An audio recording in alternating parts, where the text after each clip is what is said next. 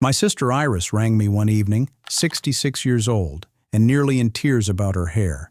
She'd been pulling a comb through it that morning, gently, the way you learn to as you get older, and it still came away with strands wound round the teeth. The parting down the center had widened. She could see her own scalp in the bathroom mirror where she never used to, and she said to me, "Morgan, it's not falling out in handfuls. It's just gone thin, wispy, like it's given up." I understood exactly what she meant because I've heard it from so many of you, so I told her what an old retired doctor once told me.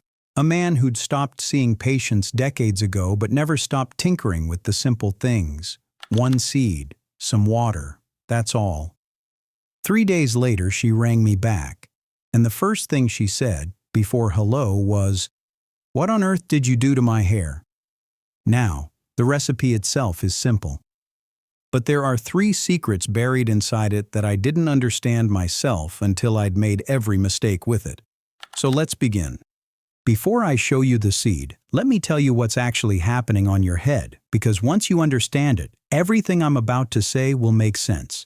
As we move past 60, the hair doesn't only fall, the strands that remain grow thinner. Each individual hair, measured under a microscope, is narrower than it was at 40. The follicle shrinks a little, the way so much of us does, and the coat of natural oil that once wrapped every strand and made it gleam begins to thin out too. So you're left with hair that's finer, drier, more brittle, and it catches the light poorly, which is why it reads as flat and lifeless even when there's more of it there than you think. Now, I want to be honest with you from the very start, because honesty is the whole reason you keep coming back here. There are 2 separate problems that get muddled together. One is having fewer hairs. The other is having thinner, weaker hairs. What I'm showing you today works beautifully on the second, the look and feel of each strand you still have, and I'll be straight with you about the first when we get there. Keep that distinction in the back of your mind. It matters more than anything else I'll say. So, what was in that retired doctor's little jar? Flaxseed, or linseed, as many of you will have known it growing up. Not the oil in a bottle, mind you.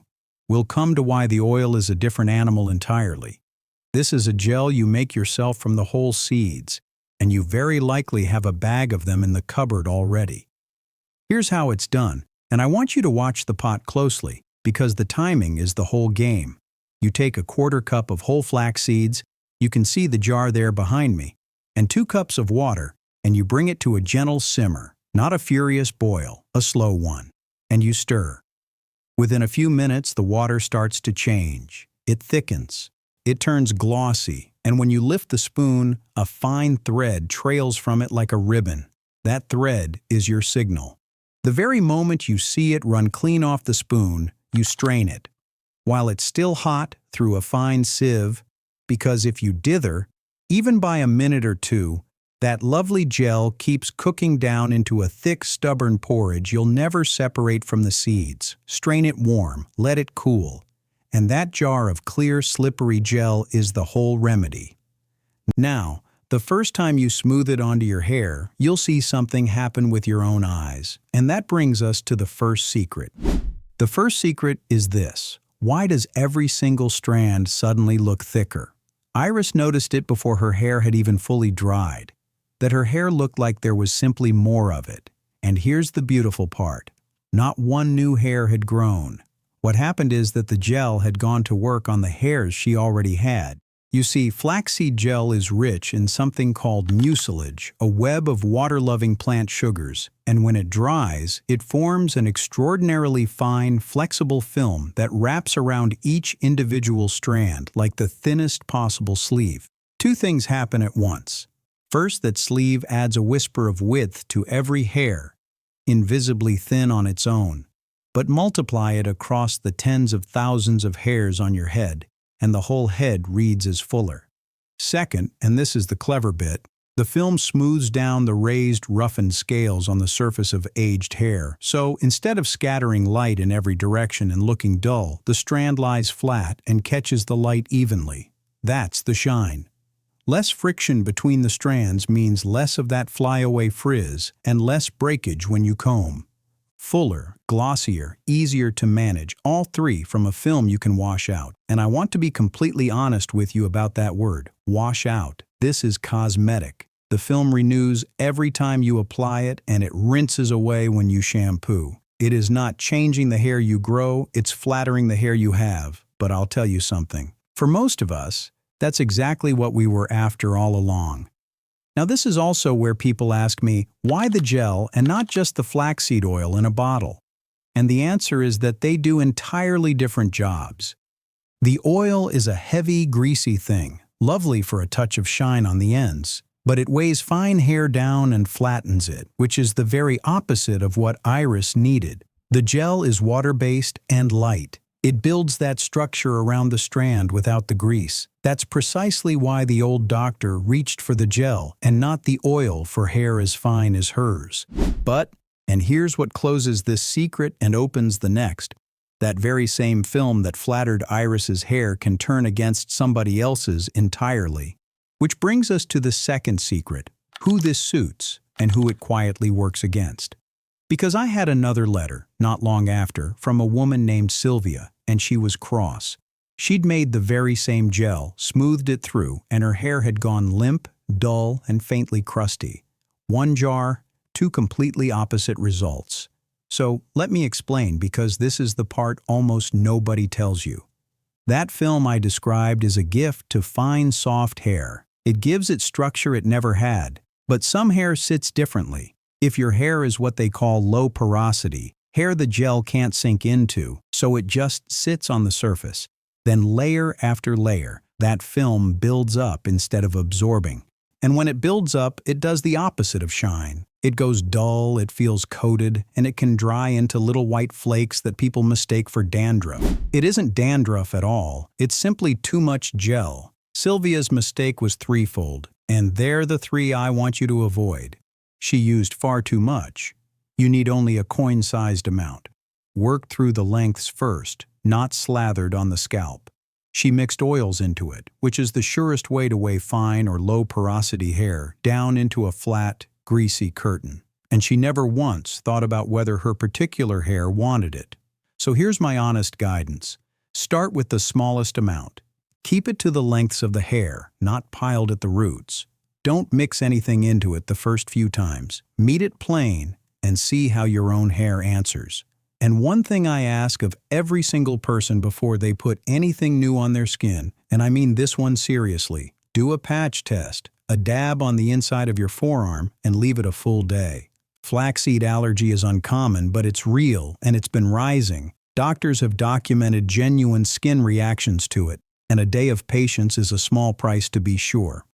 If you're expecting a little one or nursing, just have a quiet word with your doctor first, since flaxseed carries mild plant compounds that behave a touch like hormones. None of this is meant to frighten you. It's meant to make sure this does you nothing but good. Now, before I give you the third secret, and it's the one I got most wrong myself, the one that had me throwing out an entire ruined jar, let me just say this. If any of what I'm sharing has been of use to you, the kindest thing you could do is subscribe. It costs you nothing, and it's the one thing that lets me keep making these for you. That's all I'll say about it.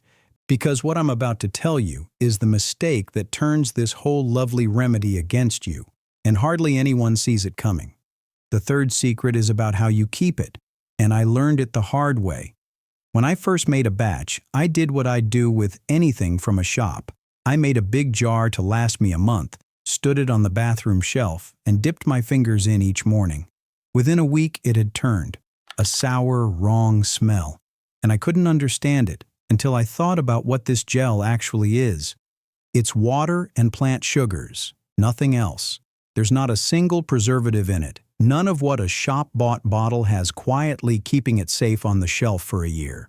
Which means that warm, sugary, watery jar is very nearly a perfect little home for bacteria and mold to move into.